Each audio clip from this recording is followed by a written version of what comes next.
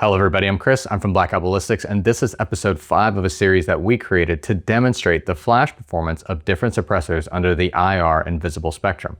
Something I've noticed is that a lot of the other YouTube channels that demonstrate flash performance contain various inadequacies within their test environment, such as not enough variations in barrel length, not enough variations in ammo types, or not even letting the suppressor cool down evenly between tests. However, there is a quick disclosure about this series you should be made aware of within this video. First, let's talk about my test environment. I'll be using 2 barrel lengths for our 308 hosts, the first being a 13-inch and the second being a 16-inch. For ammo, I'll be using 2 commonly found ammo types used on 308 platforms, the first being 149 grain M80 ball and the second being Federal Gold Medal Match 168 grain Sierra Match King. It's important to note that Federal utilizes IMR 4064 propellant in its powder, which is known for its clean burning properties and its accuracy. While there is no dedicated flash suppressant found in that ammo, a byproduct of that powder is that flash mitigation can be directly affected by it. However, the M80 ball does contain flash suppressant. We chose these 2 ammo types because they are the most commonly found in circulation for range day usage and match grade usage for 308 shooters. For our Surefire SOCOM SPS 300, we will be using a Surefire 3-prong flash hider on both of our uppers. Included in our demonstration series, we ensure the suppressor cools down for 10 minutes before moving it to a different ammo type or a different platform. This is crucial for replicating first round pop. Listed on screen are the weather statistics pulled from that night. We utilized a Kestrel 5700 Elite for our readings. Next, listed on screen is how we have the camera set up. 5 yards to the left of the shooter is a Sony a7S II filming in 1080p at 120 frames per second. Paired with the setup is an L3 white phosphor PVS-14. Also at 5 yards is an iPhone 13 Pro filming in 4K at 60 frames per second. The shooter is wearing a Grekex night vision recorder filming in 1080p at 60 frames per second, paired with an Elbit PH white phosphor tube. Lastly, there is an iPhone 16 Pro filming in 4K at 60 frames per second placed 40 yards away from the shooter and 10 yards away from the target. This camera is the perspective of what it would look like to be shot at. This is paired with an Anvis green phosphor tube. It's important to note that 120 frames per second is still not enough to capture flash accurately from shot to shot. However, as we progress with the series, so will our equipment and procedures, and we will disclose what changes are made to you prior to the test in an effort to make constant improvements towards our test case. Let's see how the Surefire SPS 300 SOCOM does. Hi guys, we're gonna be testing off the Surefire SPS 300. We're gonna be starting off with the 13-inch SCAR 17 and then moving over to the 16-inch AR 10. Again, we're going from M80 ball over to Federal Gold Medal Match to see how this performs.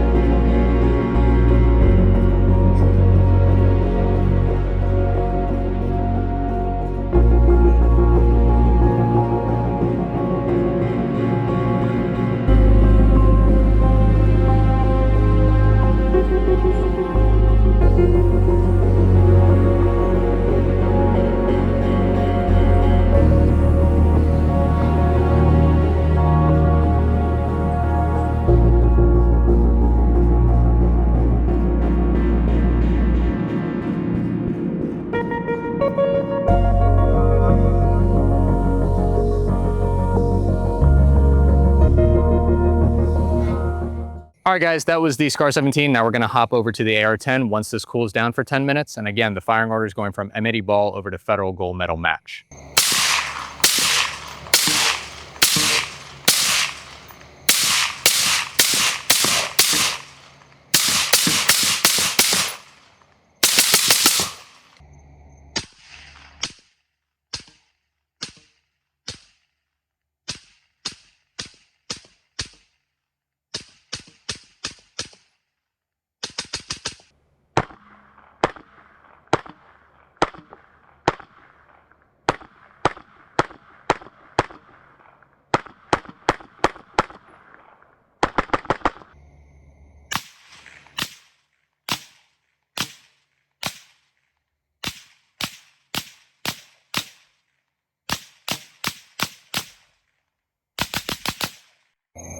Going hot.